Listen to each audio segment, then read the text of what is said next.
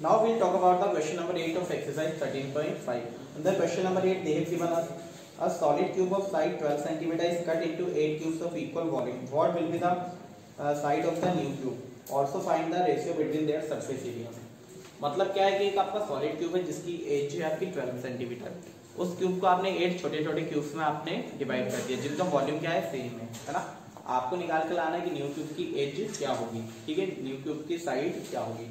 And जो दोनों cube बनकर आए, जो पुराना वाला क्यूब है और जो न्यू वाला क्यूब है, दोनों के बीच में हमें क्या करना है आपका what will we have to do. हम लोग को निकाल के लाना उसका सरफेस एरिया का रेशियो. क्या निकालना है? Ratio of their surface area. आप पानी समझ में आप लोग को. तो नाउ लेट्स सी हम बात करते हैं एज या side of given cube. Side of given cube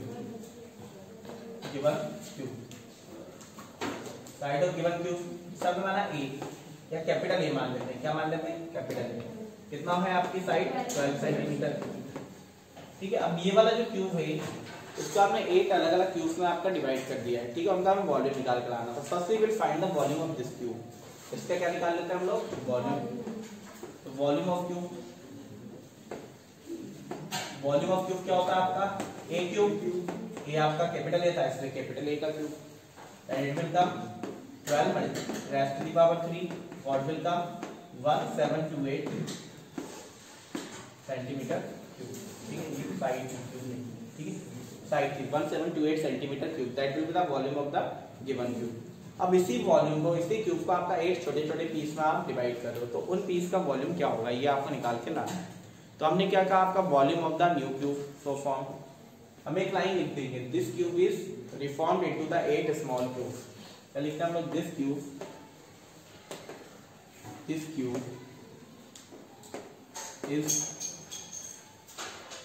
reformed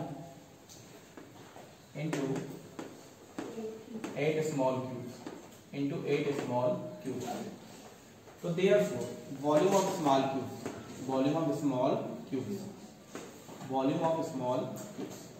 तो देखिए what will be the volume of small cubes. आपने क्या किया कि जो ये पूरा क्यूब था इसको 8 क्यूब्स में डिवाइड कर दिया. तो डेफिनेटली वॉल्यूम को हम 8 से डिवाइड कर देते हैं. Then will get the volume of a small cube है ना. मैंने एक क्यूब का आएगा ये वॉल्यूम. ठीक है, क्या होगा आपका 1728 क्योंकि सारे 8 क्यूब्स है. 8 क्यूब्स का वॉल्यूम तो क्या है? 1728 है. तो 1 क्यूब का क्या होगा? 11728 डिवाइडेड बाय 8. Correct answer. 8 2 जा 16 रिमेनिंग 1 ऐड बन जा सॉरी कितना बचा आपका 1 12 ऐड बन जा 8 4 इज रिमेनिंग 8 6 जा 48.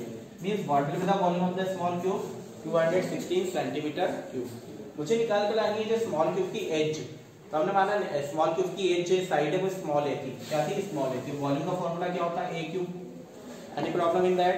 ये बात है समझ में. ए क्यूब क्यों लिखा है? क्योंकि हमने मान लिया स्मॉल क्यूब की एज क्या थी, साइड क्या थी आपकी ए थी. तो उसका वॉल्यूम क्या होगा? ए क्यूब होगा. यहाँ से हमने क्यूब हटाया तो सामने वाली साइड पे लग जाएगा आपका क्यूब रूट ऑफ 216. ठीक है, अब इसके हम निकालेंगे फैक्टर.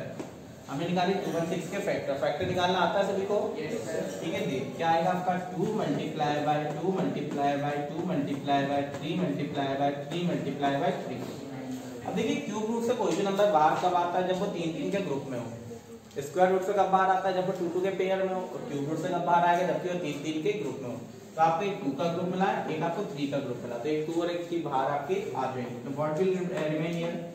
2 मल्टीप्लाई बाय 3 कितना आ गया आपका 6 centimetre. That will be the side of the new cube. तो न्यू क्यूब आया उसकी साइड क्या होगी आपकी 6 centimetre. Any problem in that? अब आपको क्या करना है? दोनों के सरफेस एरिया का रेशियो निकालना है. किसका रेशियो निकालना है? Surface area. तो यहाँ पर लिख लेते हैं हम लोग ratio of their surface area. Ratio of their total दिया कि कब दिया इन्होंने? सिर्फ सरफेस एरिया. तो whenever they have given the surface area only at that time we have to find the total surface area. जब भी surface area वर्ड लिखा हो केवल तो वहां पे क्या निकलेगा? total surface area. तो the ratio of their PSA total surface area क्या होगा? total surface area 6a square upon 6a square. हाँ या नहीं? क्योंकि total surface area of cube क्या होता है आपका 6a स्क्वायर. लेकिन बड़े वाले क्यूब के लिए एच क्या थी? कैपिटल ए थी. That's why we have written 6a capital cube. Okay sorry square. 6 से 6 हुआ आपका कैंसिल. ए स्क्वायर। तो ए क्या था हम लोग के पास 12, 12 मल्टीप्लाई बाय 12, और ये क्या है आपके पास 6, तो 6 मल्टीप्लाई बाय 6, 6 टू जा 12, 6 टू जा 12, देन क्या आ गया 4/1 means what will be the ratio of the surface area, और ratio 1। Check the answer once and note it down. Is it right? Yes. Okay, then now let's see the question number 9. Firstly, note it down. Okay.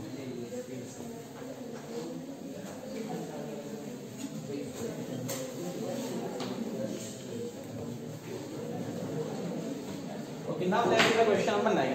What they have given in the question number 9, that is also a very simple question. Okay, in the question number 9, what they have given to us, a river 3 meter deep and 40 meter wide is flowing at the rate of 2 km per hour. How much water will fall into the sea in 1 minute? मतलब देखो एक river दी है, क्या दी है, एक river दी है, उसकी deep भी दी है और विड्थ भी दी है, मतलब हाइट एंड विड्थ हमें देख के रखी है। एक्चुअली रिवर की बात होगी तो हाइट नहीं होती, डीप होती है वो, लेकिन उससे हम हाइट मानकर ही बात करते हैं, ठीक है। तो लेंथ हमारे पास नहीं है, लेकिन इन्होंने दी है speed of the water flowing. क्या दिया, speed of the water flowing. तो let's see, we are talking about the breathe.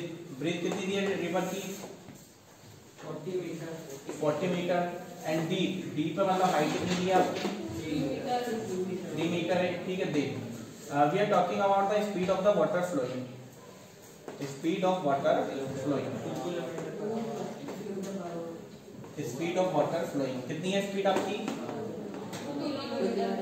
2 kilometre per hour. देखिए पहली बात तो आप एक समझिए, ये जो किलोमीटर पर आवर है इसे हमें मीटर पर सेकंड में कन्वर्ट करना पड़ेगा। Why, what is the reason behind it, कि देखो बाकी सारी चीजें मीटर में, केवल ये किलोमीटर में है ना, तो किलोमीटर पर आवर को हम कन्वर्ट करेंगे मीटर पर सेकंड में। तो किलोमीटर पर आवर को मीटर पर सेकंड में कन्वर्ट करने के लिए 5/18 का मल्टीप्लाई, किसका मल्टीप्लाई होता है, पता ही नहीं, पता है, बताओ पूरा पता है क्यों होता है मल्टीप्लाई, देख लीजिए, चल देख लीजिए। वो लिखा है आपका किलोमीटर पर आवर, क्या लिखा है, किलोमीटर पर आवर। तो 1 किलोमीटर में कितने मीटर होता है आपका, 1000 मीटर, तो ये लिखते हैं आप लोगों ने 1000 मीटर। 1 आवर में कितने मिनट होते हैं, 60 मिनट, 60 मिनट में 60 सेकंड है ना, मतलब कि टोटल सेकंड कितने हो जाएंगे आपकी 3600 सेकंड्स। 20 से 20 कैंसिल, 2 5 जा 3, 2 8 जा 60, मतलब क्या है आपका 5/18 मीटर पर सेकंड। अब इतना कैलकुलेशन बार बार करने के प्लेस पे आप लोग क्या करते हैं, डायरेक्टली हम याद कर लेते हैं कि whenever we have to change the kilometer per hour into meter per second, at that time we have to multiply it by the 5/18। किससे मल्टीप्लाई करना होता है, और जब मीटर पर सेकंड को किलोमीटर पर आवर में करना हो तो 18/5 का, ठीक है। तो यहाँ पे किसका मल्टीप्लाई होगा, 5/18 का। तो what will be get, 2 multiply by 5/18 metre पर सेकंड, ये होगा 2 9 जा 18, 5/9 मीटर पर सेकंड। बात समझ पा रहे हो, ये आ गई आपकी, क्या होगी, the speed of the water flowing in the river. अब जो ये जो स्पीड होती है ना आपकी, whenever they have given us the speed, that will give us the length of the river। क्या देखिए हमें ये लेंथ ऑफ द रिवर, मतलब स्पीड को ही आप लेंथ कंसीडर कर सकते हो, ठीक है। आगे भी हम 10th क्लास में जब क्वेश्चन पढ़ेंगे वहां पर स्पीड वाला जब भी क्वेश्चन आएंगे, चाहे वो सिलेंडर के लिए हो, क्यूबॉइड के लिए हो, कुछ भी हो, तो स्पीड को हम क्या कंसीडर करेंगे, आपका लेंथ। तो हमारे लिए क्या है आपकी लेंथ ऑफ द रिवर, क्या है हम लोग के लिए length of the river। So that's why we can write length of river, length of river क्या है आपके पास 5/9 मीटर पर सेकंड। अब आपको देखो लेंथ भी है, ब्रीथ भी है और हाइट भी है। You will have to find how much water will be fall in the sea in 1 minute। अब यहाँ पे देखो जो भी वॉल्यूम आपका फ्लो होगा वो 1 सेकंड में होगा, कितने में फ्लो होगा आपका, है ना, मतलब हमने जो वॉल्यूम निकाला उतना वॉल्यूम आपका रिवर में फ्लो होगा, but that will be flowed in the 1 second. हमें निकाल के लाना है 1 मिनट का, किसका निकाल के लाना है 1 मिनट का। तो 1 मिनट में कितने सेकंड होते हैं आपका, 60 का मल्टीप्लाई कर देंगे तो आ जाएगा कि 1 मिनट में कितना वॉल्यूम आपका फ्लो होने वाला है। आर यू गेटिंग मी, आप आ रही बात समझ में, तो निकालते हैं volume fall in see in 1 minute, क्या होगा, length multiply breadth multiply by height, है ना, ठीक है। इन 1 मिनट लेंथ है हमारी 5/9 मीटर पर सेकंड, मल्टीप्लाई बाय ब्रीथ थी हम लोग की 40 और हाइट थी हम लोग की 3। और मुझे क्या करना है आपका, कितनी देर में ये इतना वॉल्यूम कितनी देर में फ्लो होगा, 1 सेकंड में, हमें 1 मिनट का निकालना, that's why we will multiply it by the 60, है ना। 1 मिनट में कितने सेकंड होते हैं, 60 सेकंड। ये आ जाएगा आपका मीटर क्यूब, ठीक है, क्योंकि volume always come in the cube unit. 3 से 9 हुआ कैंसिल, 3 3 का 9, 3 से 60 हुए कैंसिल, 20 मल्टीप्लाई बाय 5 100 और 100 मल्टीप्लाई बाय 40 4000, मतलब 4000 metre cube volume will be flowed in a minute. ठीक है, कितना वॉल्यूम आपका 1 मिनट में फ्लो होगा, आपका कितना वॉल्यूम आपका 1 मिनट में टी में फॉल होगा, 4000 metre cube. I hope all of you understand about it, note it down and thank you very much.